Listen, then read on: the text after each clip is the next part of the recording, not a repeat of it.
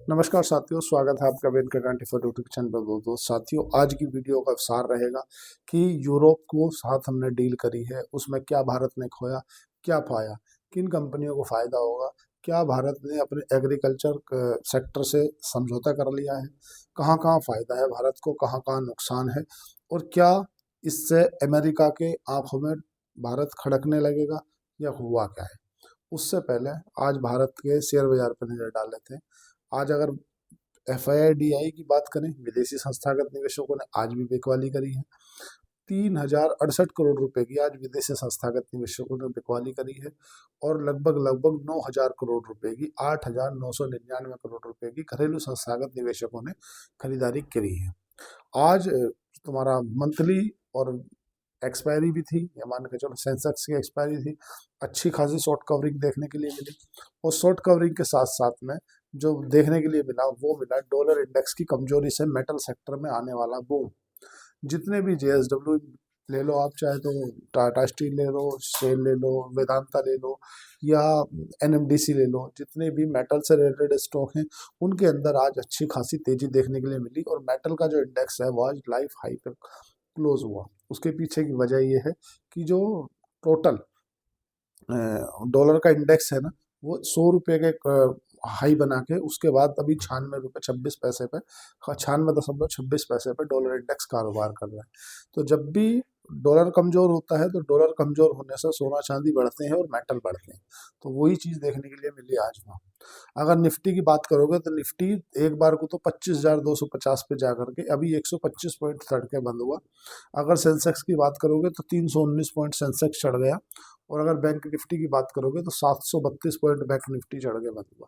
वोल्टिलिटी देखने के लिए मिल रही है। वोल्टिलिटी बढ़ी क्योंकि विक्स जो एक पैरामीटर होता है शेयर बाजार का, जो नापने का एक पैरामीटर होता है, उसको 16 दशमलव कुछ पे पहुंच गया था। मतलब विक्स का बढ़ जाना तो वोल्टिलिटी पैनिक वाला हो जाता है, कब जाके ऊपर से प्रॉफिट बुकिंग आ जाएगी। लेकिन अब दिन बचे हैं मात्र 4। हाँ जी, प्री बजट रैली खत्म हो ही नहीं, अभी तक प्री बजट तो रैली हुई नहीं। अब बात कर लेते हैं यूरोपियन यूनियन की डील इतनी महत्वपूर्ण क्यों थी। देखो, ये दुनिया में लगभग लगभग 191 देशों के ऊपर प्रभाव डालती है ये डील। हाँ जी, और ये डील लगभग लगभग 25 साल से है। वैसे तो जानकार बताते हैं कि 20 साल से, 2007 में इसकी शुरुआत हुई थी, लेकिन एक बार प्रयास 2004 में भी किया गया था भारत और यूरोपियन यूनियन के साथ में डील करने का, लेकिन वो बात नहीं बन पाई थी। पर अगर बात माने ना, तो इसमें सबसे ज्यादा श्रेय अगर किसी को जाता है तो वो जाता है ट्रंप को। ट्रंप के कारण ही आज भारत और यूरोपियन यूनियन की डील हुई है। इसका मैं अगर मेरे को श्रेय देना हो तो ट्रंप को दूंगा मैं, कि ट्रंप के कारण आज भारत और यूरोपियन यूनियन की डील हुई है। कारण कारण ये है, मैं आपको एक एक कारण गिनवाता चलूंगा कि कई बार ऐसे हुए। ट्रंप का श्रेय मैं इसलिए देना चाहता हूँ क्योंकि ये डोनाल्ड ट्रंप ने इतना परेशान करके रख दिया दुनिया को, और ये चीज कहीं ना कहीं यूरोपियन यूनियन के जो 27 देश हैं वो भी समझ गए। ये एक संयोग मान लो कि आज 27 तारीख है, और यूरोपियन यूनियन की जो एक मतलब यूरोपियन यूनियन है उसमें भी 27 देश ही हैं। तो 27 प्लस एक और एक मिलकर 11 होते हैं, और एक और एक मिलकर 2 होते हैं, तो एक और एक मिलकर 11 हो गए। अब यूरोपियन यूनियन के साथ में जो मदर ऑफ ऑल डील हुई है उससे डोनाल्ड ट्रंप को मिर्ची लगना तय थी, तो स्वाभाविक है मिर्ची लगी। उन्होंने कहा कि भाई पूरी दुनिया का बाप मैं हूँ, एज द लीडर। बोले वो एक मतलब यूरोपियन यूनियन कंगाल हो चुका है, उनके पास में अपने बिल चुकाने के भी पैसे नहीं है, ऐसा ट्रंप ने कहा है बाकायदा। तो मतलब मैंने ये भी बोला कि ये आदमी किसी को जीने नहीं देगा, ट्रंप किसी को जीने नहीं देगा। उन्होंने कहा कि पूरी दुनिया का एज द लीडर मैं हूँ, और भारत मेरी साथ डील नहीं कर रहा है, यूरोपियन यूनियन के साथ डील कर रहा है। ये बाप की उपाधि दी किसने थी? डोनाल्ड ट्रंप को ये बाप की उपाधि दी थी नाटो के चीफ ने। बोले थे पूरे यूरोप का जो बाप है वो अमेरिका है। मतलब तो जब से ट्रंप को ऐसा लगने लगा कि भाई मैं पूरी दुनिया का बाप हूँ। जब भी कहीं कोई युद्ध की बात आती थी या जब भी कहीं कोई ऐसा विषय आता था, तो अमेरिका के चक्कर में यूरोप फोकट में पिसता था। मतलब अगर कहीं अमेरिका किसी देश के खिलाफ है ना, तो ये मान लिया जाता था कि जो यूरोप के 32 देश हैं, मतलब 27 तो यूरोपियन यूनियन के हैं, और जो फ्रांस और जर्मनी मतलब इसके देश मिला करके जो यूके है इससे बाहर निकल गया था, तो वो ये मान लिया जाता था कि ये भी इसी के साथ में है, तो ये जबरदस्ती में पिसते थे। लेकिन ऐसा क्या हुआ कि जो डील 2000 मतलब 2004 से अटकी थी, 2007 से तो पुष्टि होती है कि भी 2007 से अटकी हुई डील थी, जो कि मनमोहन सिंह ने रोकी हुई थी, लेकिन वो अब जाकर मोदी जी ने उसे पूरा किया। उस बीच में ऐसा क्या हुआ, ये केवल एक ही आदमी के कारण डील संपन्न हो पाई है, क्योंकि जब तक आपदा नहीं आते, जब तक आदमी अवसर नहीं तलाशता, ये स्वाभाविक है। जैसे आपने देखा कोविड काल में बहुत से ऐसे बिजनेस निकल के आए जो 2020 से पहले, जब तक कोविड नहीं आया था तो नेट फ्री हो गया था, उसके बावजूद भी लोग बाग टिकटॉक चलाते थे। माने टिकटॉक का इतना खास चलन नहीं था, लेकिन जब सब कुछ बंद हो गया तो लोग बागों ने यूट्यूब पे आना चालू किया।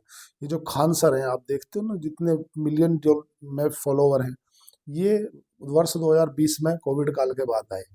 तो आपदा ही अवसर की जननी होती है। जब भी कहीं आपके साथ में ऐसी कोई समस्या है, आपको लगे कि नहीं यार इसका कोई समाधान नहीं है, तो समझ लेना कि भगवान आपका परीक्षा ले रहा है। क्योंकि आप जब कोई बर्तन लेते हो तो पहले उसे बजा के देखते हो।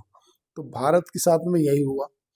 भारत पे उन्होंने 25% का टैरिफ लगाया, इसलिए कि हम जो सबको प्रसाद में बांटा था वो तो पहले दे दिया था अमेरिका ने। जो प्रसाद में सबको दिया था वो यूरोपियन यूनियन के देशों को भी दिया था, हाँ जी, वो भारत को भी दिया था। भारत को इसलिए 25% का एडिशनल टैरिफ दिया कि हम रूस के साथ में व्यापार करते हैं और कहीं ना कहीं यूक्रेन को युद्ध में, मतलब रूस को सपोर्ट करते हैं यूक्रेन के लिए, ठीक है।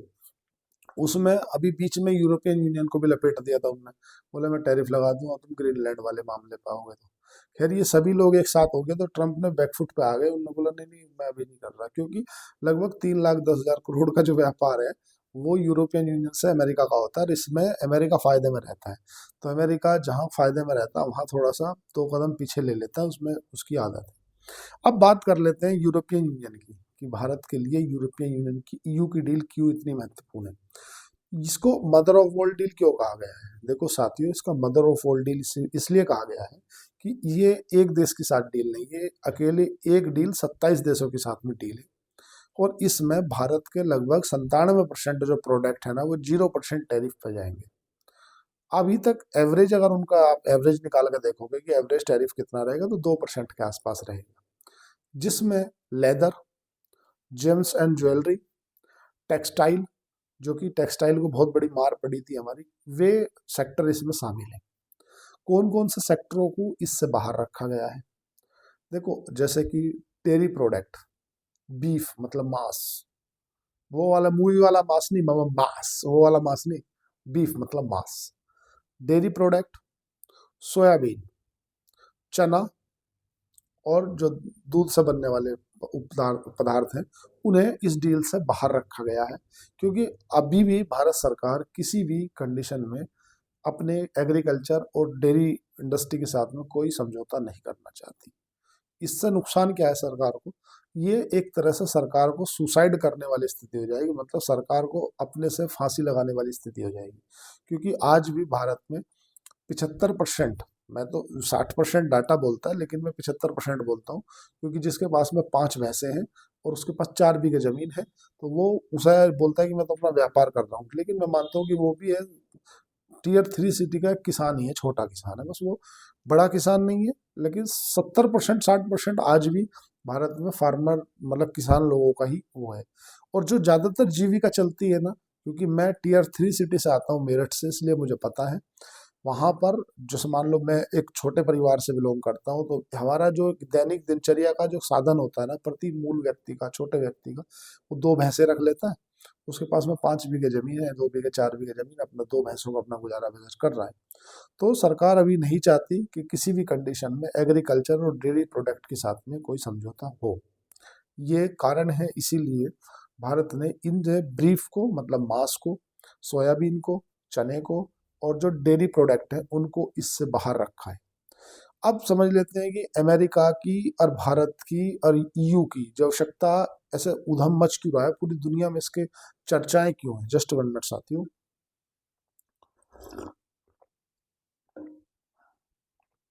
तो चर्चाएं इसकी इसलिए हैं कि ये दुनिया में 191 करोड़ लोगों पर असर डालेगा।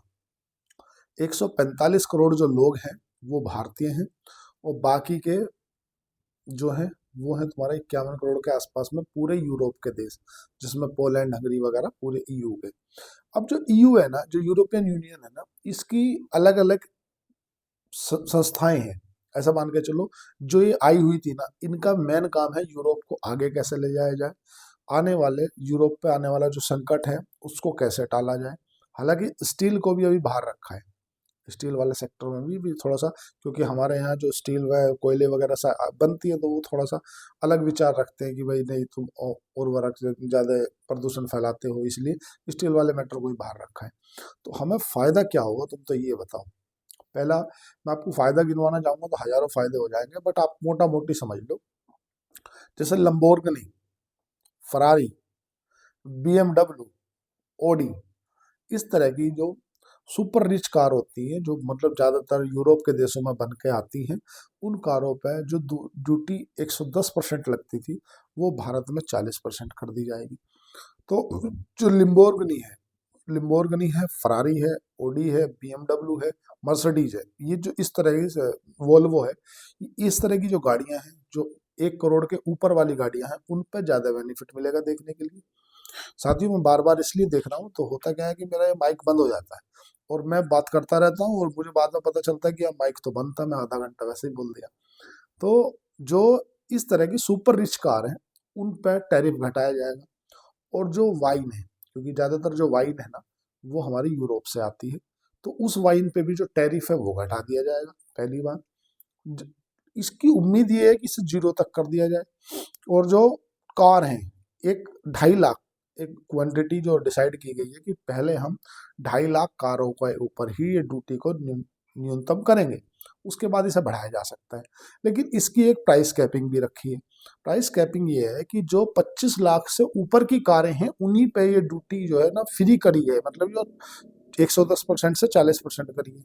उसके बाद भी एक चीज और है, वो क्या है भैया, वो भी बता दो।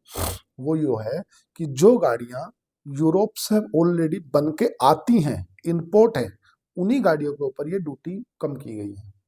मतलब जो गाड़ी ऑलरेडी भारत के अंदर बन रही है ना, या जो स्पेयर पार्ट्स हैं वो आ रहे हैं यूरोप से, और वो यहाँ आके असेंबल हो रहे हैं और गाड़ी बन रही है, उन गाड़ियों के ऊपर ये जो ड्यूटी का जो स्ट्रक्चर है, ये लागू नहीं होगा।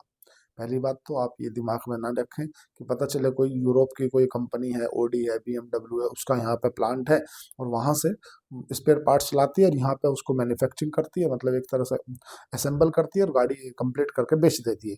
आपको 50 लाख की गाड़ी मिल रही है, आप बोलोगे नहीं यार, अब तो जो है इसके 40% घटेगा, 30 लाख में मिलेगी, ऐसा कुछ नहीं है। उस पर वो नियम लागू नहीं होगा। नियम केवल उसी पर लागू होगा जो गाड़ियाँ वहाँ से बन के आती है, इम्पोर्ट करनी पड़ती हैं।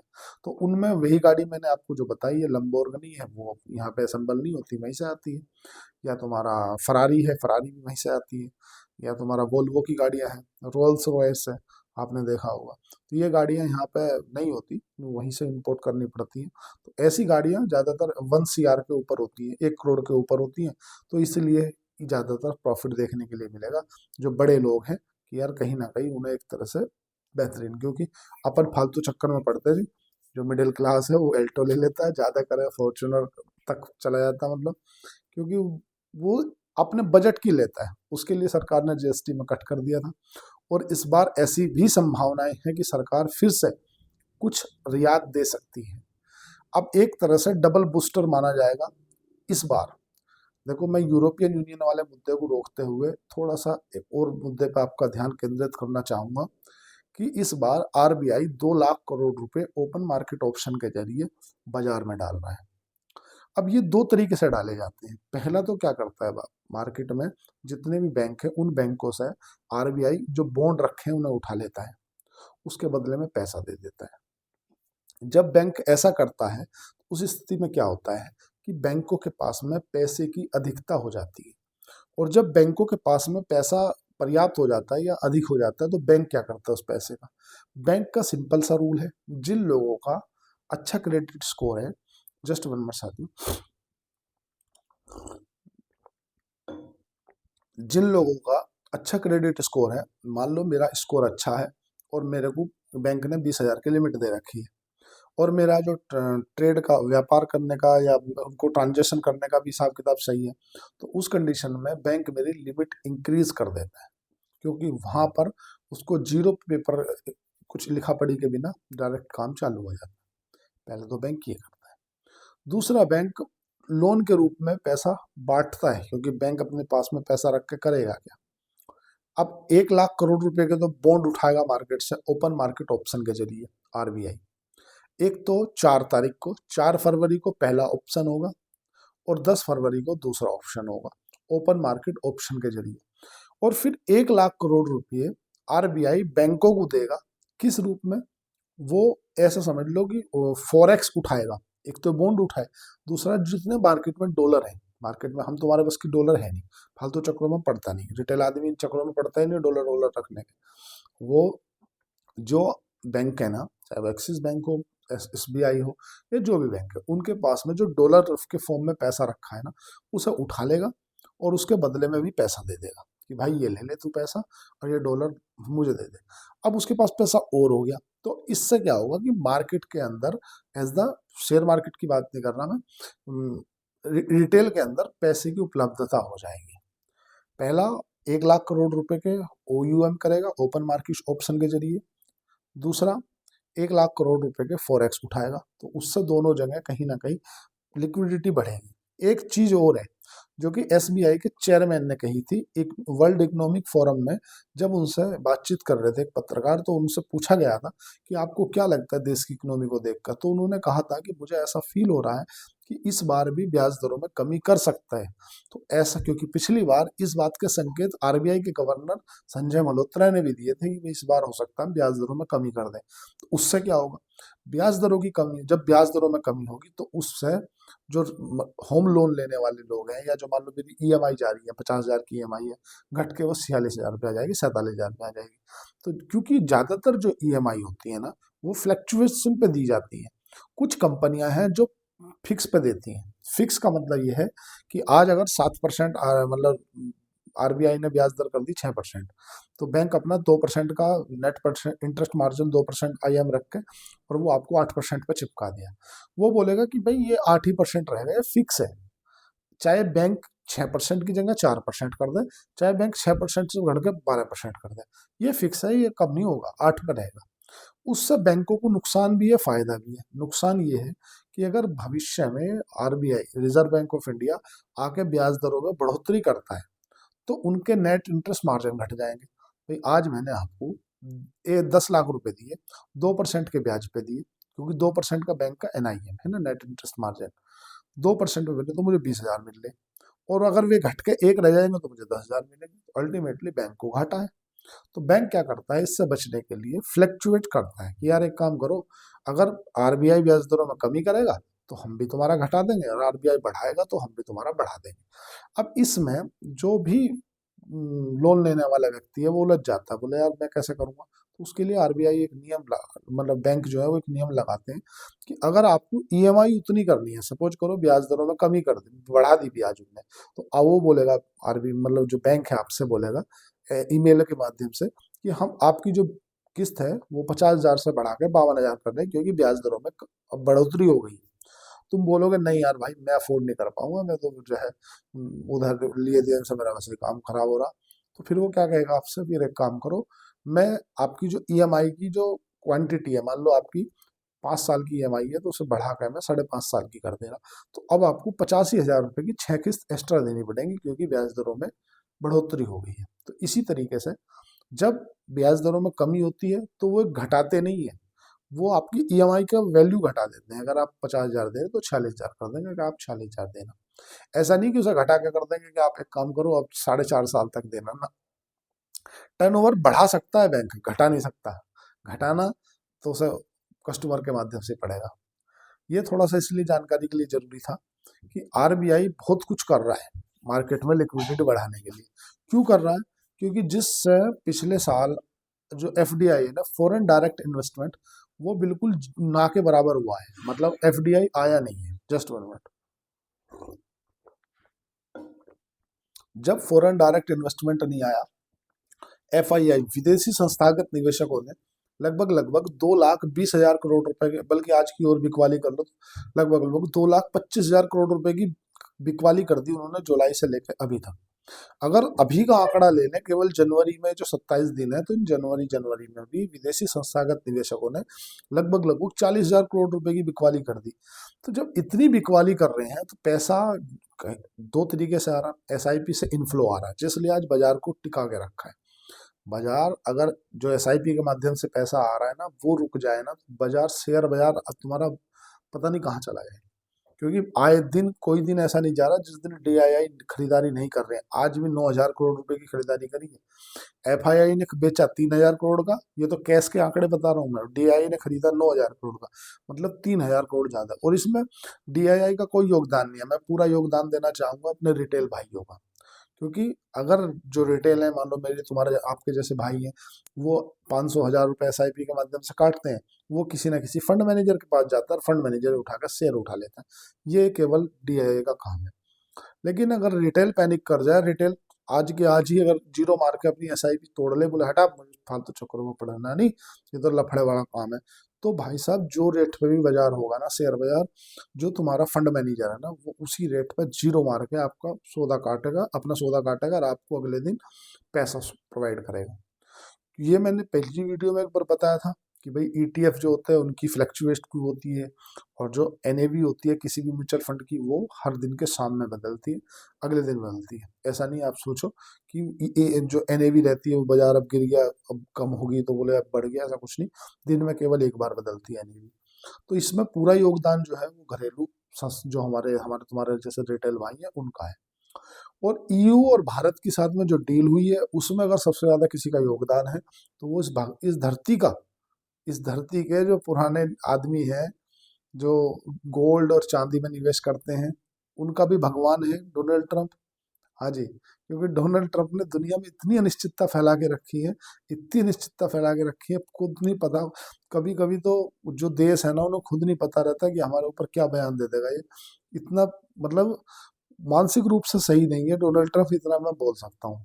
क्यों कि अभी अब हमारी मदर ऑफ ऑल डील हो रही, तो उससे उन्हें मिर्ची लग गई।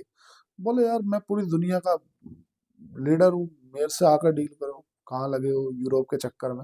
यूरोप के पास में तो अपने बिल चुकाने के भी पैसे नहीं है। अरे यार क्या मतलब कुछ भी। दरअसल उन्हें एक बौखलाहट है। बौखलाहट किस चीज की है, उस पर आते हैं। बौखलाहट इस चीज की है कि हमारा अमेरिका के साथ में 132 बिलियन डॉलर का व्यापार होता है। अमेरिका के साथ में भारत का कितने का व्यापार होता है? 132 बिलियन डॉलर। इसे आप रुपये में कन्वर्ट करोगे तो 1,32,000 करोड़ का व्यापार होता है। और हमारा यूरोपियन यूनियन के साथ में कितने का व्यापार होता है?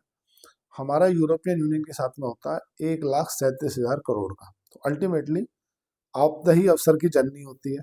उधर से हमारा रास्ता बंद हुआ तो हमने इधर खोज लिया। और ये आज से ही नहीं, इनकी 14 बार मीटिंग हुई है यूरोपियन यूनियन के लीडर की और हमारे लीडरों की। क्योंकि देश ऐसी हर देश को ऐसी स्थिति में ला के खड़ा कर दिया ट्रंप ने कि यार ये कब क्या कर देगा कोई तय नहीं है। जो यूरोप के देश, चाहे तुम्हारा ईरान वाला मुद्दा रहा हो, यूक्रेन वाला मुद्दा रहा हो, चाहे तुम्हारा जो इराक पे हमला किया हो, कहीं भी अगर अमेरिका घुसता था तो यूरोप फोकट में जल जाता था। बोला हाँ भाई इसका दो और मारियो, हमारी तरफ है। मतलब एक ऐसा व्यक्ति है जो पढ़ता लिखता है। यूरोप में जो ज्यादातर लोग हैं वो पुराने नवाब हैं। आए, हम उस समय बादाम खाते थे। भाई यूके क्या है, ब्रिटेन क्या है, ये जर्मनी क्या है, ये तो पुराने समय के वो वाले राजा महाराजा वाली फीलिंग आती है ना। यदि यार हम उस समय बादाम खाते थे, तो इन्हें क्या फोकट में लेके चलता है अमेरिका। कहीं भी लड़ाई झगड़े में फंस जाता तो इन्हें फोकट में ले जाता, हाँ भाई वो मेरे साथ है, कोई भी सैंक्शन लगाएंगे तो इनके साथ लगना। तो अब इनके साथ में खेला कर दिया ट्रंप ने। जो इनको प्रसाद बांटा था अप्रैल में, जब सबको टैरिफ बांटा था तो इन्हें भी बांटा था, लेकिन उसके बाद में भी एडिशनल टैरिफ लगाने की धमकी दे दी। तो जो माक्रोन है फ्रांस के राष्ट्रपति, उन्होंने बोला यार भाई क्या कर रहे हो यार, हम तो तुम्हारे अपने आदमी है यार, ऐसा मत करो, हम तुम्हारे साथ हैं यार, तुम क्या कर रहे हो। उनने वो चीज उन कोई राष्ट्रपति अगर किसी को पर्सनल मेल भेज रहा है तो उनने वो चीज भी प्राइवेट कर दी। बोले देख ले भाई मुझे वो कह रहा हो, वो क्या कर रहे हो। उससे क्या हो गया, उससे जो यूरोप के देश है ना उनके अंदर एक शक हो गया कि यार ये व्यक्ति दरअसल हमारा घमंड तोड़ना चाहता है। अमेरिका जो बैठा ट्रंप है ना, उसका उद्देश्य ये है कि मैं ही नाटो हूँ, और मैं ही सब कुछ हूँ। ये जो बार बार आप यूरोप की लट लगाते हैं, यूरोप कुछ नहीं है। यूरोप को ये चीज समझ गए, तो यूरोप ने जो अमेरिका के साथ में होने वाली डील थी ना, वो डील कैंसिल कर दी। और डील कैंसिल करने से ट्रम्प को आगे दिमाग में कहना, नहीं यार ये बात तो सही है, इनके साथ में जो है ताव ताव से काम नहीं चलेगा। क्योंकि वो जो कहावत है ना कि रस्सी जल गई बल नहीं गया, वो यूरोप में आज भी है।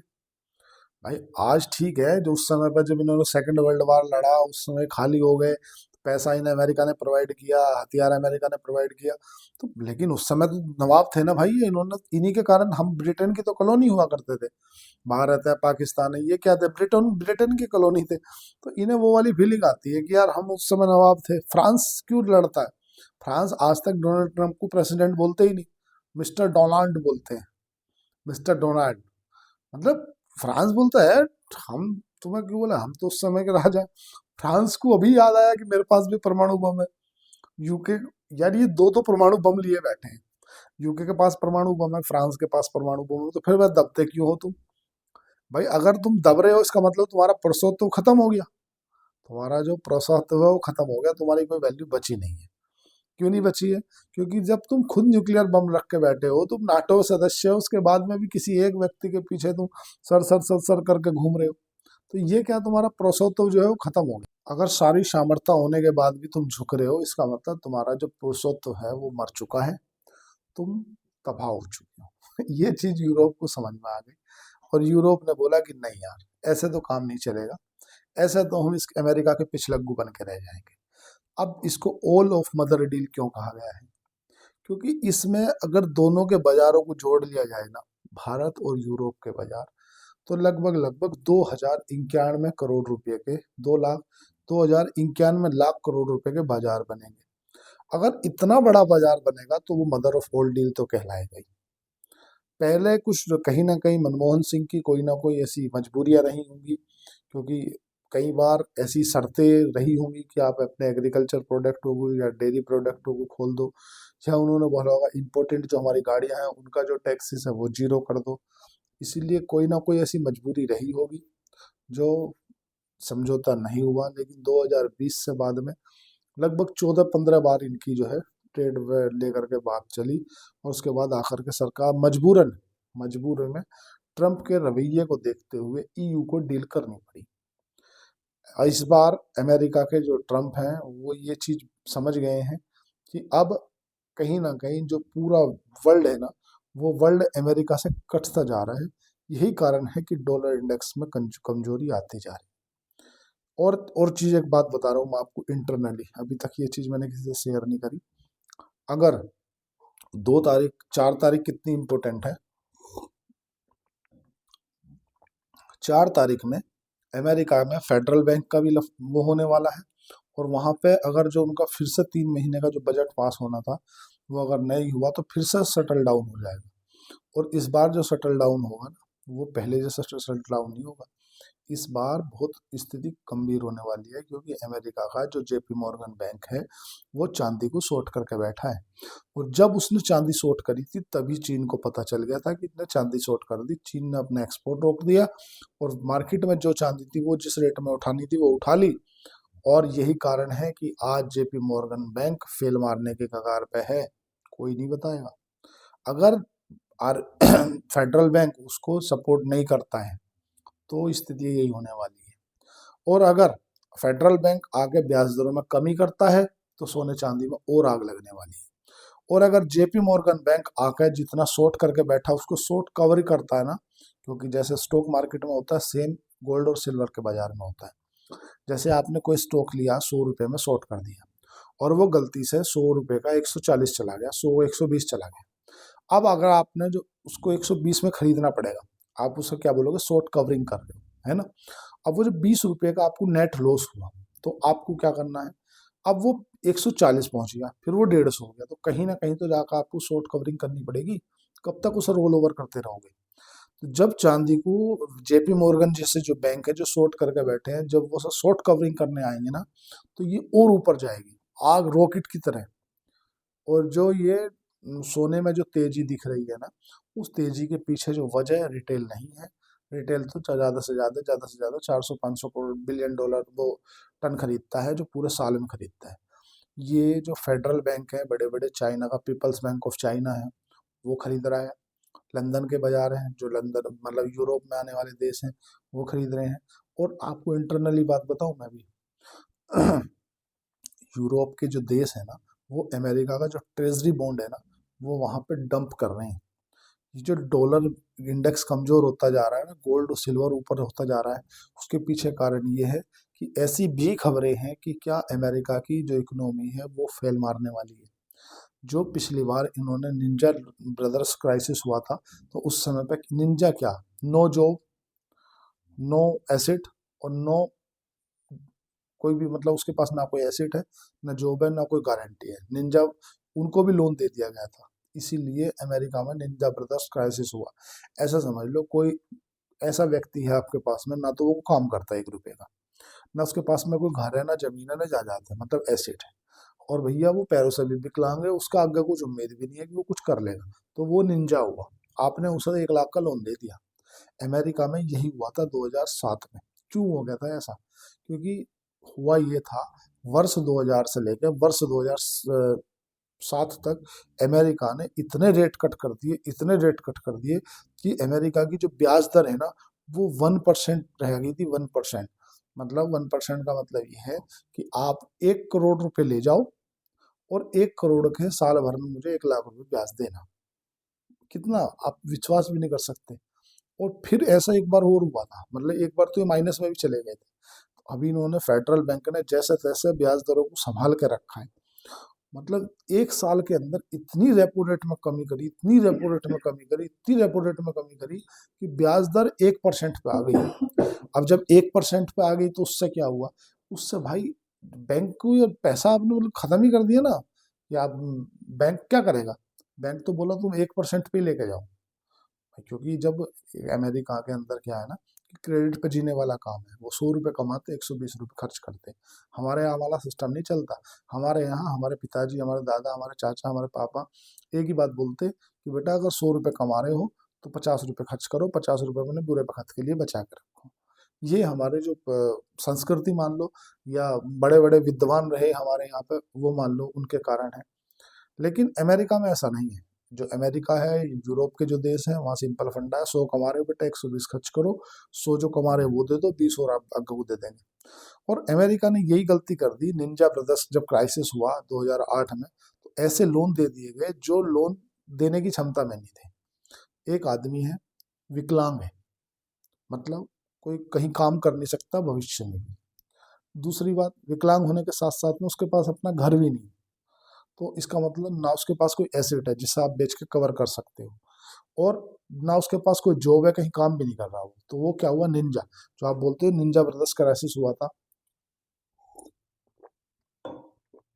लेमन ब्रदर्स क्राइसिस को निंजा ब्रदर्स क्राइसिस क्यों कहा जाता है? इसीलिए तो, जो लेमन ब्रदर्स बैंक था ना, उसने निंजा लोन इतने बांट दिए थे कि यार, ना तो उसके पास कोई जॉब है, तो पैसे कहाँ से देगा वो, ना उसके पास कोई एसेट है, मतलब ना प्रॉपर्टी है, तो वो कुछ बेच भी नहीं सकते, तुम उसका कुछ कर भी नहीं सकते, और वो विकलांग भी है। उसको भी लोन दे दिया गया था। इसीलिए अमेरिका की इकोनॉमी फेल मार गई थी। और अमेरिका में डॉलर इतने बड़े लेवल पर प्रिंट चल रहे हैं, इतने बड़े लेवल पर प्रिंट चल रहे हैं, कि क्या चाह रहे हैं? चलो, चीन की समझ में आ रहा है कि चीन जो अपना युआन है ना, वो प्रिंट कर करके और मार्केटों से सिल्वर उठा रहा है, चांदी उठा रहा है। चांदी में जो तेजी दिख रही है, ये डिमांड और सप्लाई की तेजी है। मतलब डिमांड ज़्यादा, सप्लाई है नहीं फिजिकली, इसलिए चांदी आसमान पे है। और डिमांड क्यों है ज़्यादा? क्योंकि सोलर पैनल में लग रही है, बैटरी में भी लग रही है, लिथियम जो भी एक बैटरी सैमसंग ने बनाई है, उसमें 1 किलो चांदी लगेगी, 1000 किलोमीटर जाएगी। उसके साथ साथ सेमीकंडक्टर में भी लग रही है। और इंडस्ट्रियल डिमांड होने के साथ साथ में ज़्यादातर एक दूसरे देश की इकोनॉमी को तोड़ना चाह रहे हैं देश। चीन चाहता है कि अमेरिका को इकोनॉमिकली अंदर से तोड़ दिया जाए, और अमेरिका चाहता है कि चीन को अंदर से तोड़ दिया जाए। लेकिन सामने आकर कोई युद्ध नहीं लड़ना चाहता। क्यों ऐसा? कि जब पता चला चीन को ये चीज, कि जो अमेरिका का जेपी मॉर्गन बैंक है, उसने ये क्या कर दिया है, चांदी को शॉर्ट कर दी है, तो चीन ने अपने यहाँ नियम लगा दिया कि किसी भी कंपनी को अगर देश से बाहर चांदी भेजनी है ना, तो वो पहले सरकार से परमिशन लेगी। और वो भी चीन की सरकार से परमिशन लेगी। चीन की सरकार किसी को परमिशन ही नहीं देती, वो बोलती है जो मैंने बोल दिया वो ठीक है। ठीक है। आज जोहो के फाउंडर है उन्होंने भी इस बात को स्वीकारा था। आप समझो बात को। तो चीन ने क्या किया, अमेरिका की इकोनॉमी को खराब करने के लिए जितने उसने अपने पास चांदी थी वो तो देश से बाहर भेजनी बंद कर दी, और जो बाहर ऑलरेडी चांदी थी वो जिस रेट में भी थी उसी रेट में उठानी चालू कर दी। कोई बार्गेनिंग नहीं, कुछ नहीं, तू तो जो रेट में वही दे दे। हाँ भाई तेरे धोरा आलू का कट्टा पड़ा गया, हाँ है तो यार 10 किलो धरे क्या, तू तो भेज दे भाई रेट, अरे तू छोड़ो जो लगाओगे लगा ले, तू तो भेज दे। तो मतलब मार्केट से हर रेट में चांदी उठा ली। क्यों उठा ली? क्योंकि जब एक बार अमेरिका का एक बैंक फेल मार जाएगा ना, तो अमेरिका से लोगों का ट्रस्ट खत्म हो जाएगा, और जब ट्रस्ट खत्म हो जाएगा तो तब दूसरा ट्रस्टेबल करेंसी कौन है? हालांकि 5 करेंसी हैं जिसमें विश्व वाइज वर्ल्ड वाइज मान्यता प्राप्त है, उसमें एक युआन भी है चाइना का, लेकिन युआन तो युआन है, युआन पे लोग बाग ट्रस्ट नहीं करते। ऐसा इंटरनल इंफॉर्मेशन बताती है कि चीन के पास में लगभग 7,000 मैट्रिक टन से ज़्यादा गोल्ड है, लेकिन जो आधिकारिक पुष्टि है वो 3,000 से कम की होती है, 3,000 4,000 की, कि इतना ही है। हमारे पास 815 मैट्रिक टन है, हम कहीं नहीं लग रहे, ना 3 में ना 13 में, हम बढ़िया अपना अब्दुल्ला की शादी में बेगाना दीवाना। लेकिन भारत भी अपना जो गोल्ड पर निर्भरता है, वो डॉलर पर निर्भरता है, उसे कम कर रहा है। हमारा रुपया क्यों कमजोर हो रहा है? हमारा रुपया इसीलिए कमजोर हो रहा है क्योंकि रुपये को खरीद मतलब रुपये की वैल्यू नहीं है, और डॉलर में सब ट्रेड करते हैं तो डॉलर की डिमांड ज़्यादा है, रुपये की डिमांड कम है, तो डॉलर को खरीदना पड़ता है, तो रुपया बेचते हैं तो डॉलर आता है, तो उसका अगेंस्ट में रुपया और डॉलर का अगेंस्ट कमजोर है। लेकिन आप बास्केट ऑफ करेंसी में जब आप डॉलर इंडेक्स को देखोगे तो आज 96 पे आ गया है। डॉलर इंडेक्स का कमजोर होना ये बता रहा है कि लोगों के अंदर ट्रस्ट नहीं हो रहा डॉलर को लेकर के। और अगर ब्रिक्स के देशों के साथ में जो ईयू की डील हुई है, ये भी कहीं ना कहीं बोल देते हैं कि हम ब्रिक्स की करेंसी को एक मान्यता दे देते हैं, तो क्या होगा? क्योंकि अमेरिका एक देश से हम जो 5 देश है इनसे व्यापार में भिड़ सकता है, लेकिन जब अमेरिका के सामने 200 देश ऐसे खड़े होंगे ना, देखो 27 देश तो यूरोपियन यूनियन के होंगे। फ्रांस तेरा भाई जोगिंदर वाले स्टाइल में दबता नहीं है, उनने बोल दिया था कि हम ब्रिक्स को ज्वाइन करना चाहते हैं। मैं आपसे बोला था ना पुराने नवाब हैं, इन्होंने बादाम खाए थे उस समय, आज मूंगफली खा रहे तो क्या है? बिल्लू सांडा वाला है हाल है इनका। यूके है, वो बोलता है हमने बैच पूरी दुनिया पर राज करा, हमारे सामने तुम बोलोगे, तुम्हारी औकात ही नहीं हमारे सामने बात करो तुम। जर्मनी है, पहला वर्ल्ड वार हुआ जर्मनी में, जर्मनी के कारण ही हुआ। दूसरा विश्व युद्ध हुआ, हिटलर ने जर्मनी के कारण नहीं करा। मतलब ये तो पुराने नवाब है भैया, ये तो नवाबी फीलिंग आती है, बोला तुम हम पर राज करोगे, तुम हमें बताओगे। मतलब जो जर्मनी के चांसलर है उन्होंने अभी एक बयान दिया, उस बयान में कहा है कि हम विश्व की सबसे बड़ी सेना बनाएंगे। अब बताओ कैसे बनाएगा भाई, मतलब पूरे भी आदमी। अब यूरोप की भी हालांकि जर्मनी परमाणु बम नहीं बना पाएगा क्योंकि उसके ऊपर सैंक्शन लगा रखे हैं। एक तरह से एक मान्यता प्राप्त है कि भाई आपको कभी भी परमाणु हथियार नहीं बनाने दिया जाएगा, क्योंकि जर्मनी के जो लोग हैं ना वो थोड़ा सा जरूरत से ज्यादा दिमाग रखते हैं। उन्होंने बोल दिया है कि 2030 में नाटो के ऊपर हमला कर देगा रूस, और उसे जर्मनी को कुछ ज़्यादा चिंता है क्योंकि जो यूरोप के देश हैं और जो रूस है इनके बीच में जो बफर जोन का काम करता है वो यूक्रेन करता है। इसीलिए जब यूक्रेन पिटता है तो जो ये आते हैं, ये बचाने आते हैं इसे, है मारना नहीं भाई हम इसके साथ हैं। अल्टीमेटली कोई किसी के साथ नहीं है, क्योंकि जो विदेश नीति में ना तो कोई किसी का सगा होता ना कोई किसी का दगा होता, मतलब सबके अपने अपने हित छुपे रहते हैं। तो यूरोप का हित केवल इतना छुपा है कि जब तक इन हमारे बीच में बफर जोन है, मतलब ये रूस है और ये यूरोप है, इसके बीच का जो बफर जोन है ना, ये रूस हो गया, ये यूक्रेन हो गया, ये यूरोप हो गया, तो इसके बीच में जो बफर जोन क्रिएट कर रखा है ना, वो कर रखा है तुम्हारा किसने? यूक्रेन में। और अगर यूक्रेन पर रूस कब्जा कर लेता है तो फिर किससे? यूरोप के देशों से बॉर्डर टच हो जाएगा। और ऐसा भी हो सकता है आगे चल के ट्रंप रूस से बोल दे कि भाई तू तेरा देख ले, देख मेरे को ग्रीनलैंड लेना है, कनाडा मेरे को अपना 51वां राज्य बनाना है, और ये इधर मैक्सिको पे भी कब्जा करना पड़ेगा, जो वेनेजुएला तो हो गया अपना, ये मेरे को एक गोल्डन डोम बनाना है, जो हिसाब मेरा हो गया। तो जब जो आदमी ने नक्शा अपने ट्विट सोशल पे जारी कर दिया तो उसके दिमाग में कुछ तो होगा भाई। ग्रीनलैंड उसका हो गया, ये मेरा। कनाडा उनने बोल दिया वो 51वां राज्य बना लो, क्योंकि कनाडा पहले नंबर पर क्षेत्रफल के मामले में आता है। फिर मैक्सिको, मैक्सिको की सेना कहीं नहीं लग रही, ना मैक्सिको के सामने वो अड़ पाएगा। मैक्सिको को धप मार कर मिला लेगा बोले इधर। और वेनेजुएला तो पहले ही वो बोल चुके हैं कि वेनेजुएला का मैं डिटेक्टिव राष्ट्रपति हूँ, तो ये पूरा क्षेत्र उसका हो गया। और चीन को वो बोलते हैं कि तू एक काम कर, तू अपना ताइवान पे कब्जा कर ले, देख ले तेरे हिसाब से जो ठीक लगे, ताइवान तू रख ले। और रूस को बोलते हैं एक काम कर भाई, तू अपना यूक्रेन वो ले ले, और तू तेरा जो तेरा पहला पुराना 1991 से पहले यूएसएसआर हुआ करता था वो बना ले। क्योंकि दरअसल क्या है ना, अमेरिका चाहता नहीं है कि रूस का युद्ध रुके यूक्रेन का। अभी इनकी जो वार्ता हुई थी वो भी विफल होगी। विफल क्यों होगी? विफल इसलिए होगी कि अमेरिका डर बिठा के कि तुम्हें रूस मारेगा, चीन छीन लेगा तुमसे वो चीज, इन पर डर दिखाकर राज करना चाहता है। अभी जो इन्होंने गाजा वाला एक शांति प्रस्ताव दिया है कि हम गाजा में फिर से मल्टी बिल्डिंग बनाएंगे, और ये कहाँ बनाएंगे? ये साफा बॉर्डर पर बनाएंगे, जो बॉर्डर इजिप्ट की तरफ लगता है और इसराइल की तरफ लगता है, बोला हम उस तरफ बनाएंगे साफा बॉर्डर में। और इसमें $70 बिलियन का खर्चा आएगा। 60 लोगों को, मतलब 60 देशों को इन्होंने, डोनाल्ड ट्रम्प ने आमंत्रण भेजा था। 20 देश जो उसके पिछलग्गू देश थे, जो उसके चाटुकर्ता देश थे, वो आ गए। उसमें एक देश तो ऐसा है जिसका अपना घर भी उधारी पे चल रहा है। कौन है? सबको पता है, मैं पाकिस्तान की बात कर रहा हूँ। क्योंकि इंटरनेशनल मॉनेटरी फंड उसे बजट देता है, तब जाकर उसका घर चलता है। और यूएई, सऊदी अरब, उसके $2 बिलियन थे, वो उसका ब्याज भी नहीं चुका पाया। तो उन्होंने बोला अरे कुछ तो ले लो इससे। कहला क्या ले? कहला एक काम करो, जैसे हम नहीं करते, मान लो किसी गरीब गुरबा को तुमने $10,000 दे दिए, और वो लोहे का काम करता है, और उससे तुमने कहा भाई इनका ब्याज ब्याज तो देते यार। कहला जी देवेंगे, अभी तो है ही ना हाजी बाबू जी, बहुत परेशान चल रहे। अच्छा, इस बीच में तुम्हारा भाई कहना रहा एक दाव पाव गड़स्सा पड़स्सा को फावड़ा फूला कुछ तो ले लो मेरे यार, अभी पेड़ झांगने थे, दरा दाव नहीं हमारे। नु कह रहा दाव, एक काम करे उससे दाव ले ले। रेनू को पैसे चुद्दा जब दे रहा उससे दाव बुलवा ले। तो दाव मतलब जिससे लकड़ी काटती है, तो बोले यार उससे बुलवा ले। तो ऐसा ही करा है सऊदी अरब ने, जो चाइना और पाकिस्तान के जॉइंट डिफेंस समझौते के साथ में बना हुआ एक फाइटर जेट है, वो ले लिया है। और वो $400 बिलियन के आसपास में पड़ता है, मतलब सबसे सस्ता है। उनने बोला एक काम करे सही ले लो, अब 400 करोड़ के आसपास। आप बात करेंगे भारत की, तो भारत का 600 में पड़ता है।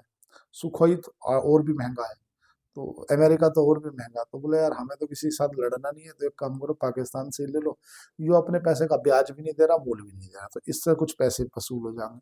और वो जाकर उसमें पीस पांच पार्टी में बन गया, बोला "ए, मैं हूँ इसमें, मैं हूँ"। भारत ने क्यों नहीं अब तक कोई डिसीजन लिया? भारत इस चीज को भांप गया ना, कि यार कल को अगर उसने बोल दिया कि नहीं तुम धारा 370 पुत्र सब खत्म है, तो ये जो जम्मू है ना, ये पंजाब से इस तरफ का पूरा क्षेत्र है, ये पाकिस्तान में जाएगा। मैंने बोल दिया, क्योंकि पूरी वीटो पावर तो ट्रम्प के पास में है, किसी दूसरे देश के पास में तो कोई पावर ही नहीं है। और अध्यक्ष को बदलने की किसी के पास में कोई पावर नहीं है, मतलब ट्रम्प को बदलने की किसी के पास में कोई पावर नहीं है। अध्यक्ष नहीं बदला जाएगा। अगर ट्रम्प मर भी जाते हैं तो ट्रम्प अपना उत्तरदायी चुन कर जाएंगे कि भाई मेरी इस खोचड़ को संभालने के लिए उत्तरदायी है। और किसी में इतनी ताकत नहीं है जो ट्रम्प के आगे बोल जाए। और दूसरी बात, भारत अभी इसलिए भी बच रहा है, जस्ट 1 मिनट, लाइट भाग गई साथी। दरअसल साथियों लाइट भाग गई है और बारिश पड़ रही है, तो जिसके कारण से तो आज मैं इसी वीडियो को यहीं विराम देता हूँ। तो थोड़ा सा क्या है कि कल देखता हूँ मैं, तो अगर ऐसी बात होगी तो मैं दूसरी वीडियो को शॉर्ट वीडियो बना के डाल दूंगा। बहुत सारे चैप्टर रह गए हैं जिन पर अभी चर्चा करनी बाकी थी। तो आज के लिए इतना ही। चैनल को लाइक करें, सब्सक्राइब करें, कमेंट करें, कोई अगर कोई क्वेरी हो तो कमेंट बॉक्स में जाके पिन करें। धन्यवाद, थैंक यू। इन्वर्टर ऐसा नहीं समझे कि इन्वर्टर नहीं है, इन्वर्टर है, बट दरअसल क्या है कि जहाँ पे मैं बैठा हूँ वहाँ पे वो जो बड़ा बल्ब है जिससे जो मेरे फेस पे आता है, वो इन्वर्टर से नहीं चलता, लाइट से ही चलता है वो केवल। बड़ा बल्ब है, इसलिए धन्यवाद, थैंक यू।